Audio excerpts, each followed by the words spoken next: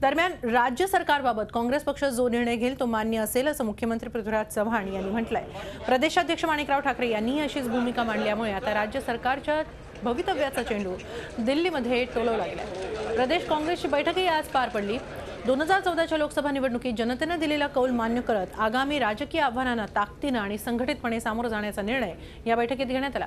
त्याचप्रमाणे 21, 22 आणि 23 तारखेला होणाऱ्या बैठकीत कार्यकर्त्यांच्या भावना ऐकून घेतल्या जाणार आहेत। विधानसभा निवडणुकीसाठी नैराश्य झटकून कार्यकर्त्यांनी कामाला लागावं यासाठीही पक्षात प्रयत्न केले जाणार आहेत। विधानसभेच्या निवडणुकीच्या दृष्टिकोनातून सुद्धा तशा प्रकारचे सगळे कार्यकर्त्यांनी जोमाने कामाला लागावं, नैराश्य झटकून कामाला लागावं आणि परत विधानसभा ही मजबूतीने आपण लढून त्या ठिकाणी जिंकावीत याकरता निर्धार आजच्या बैठकीमध्ये व्यक्त करण्यात आला।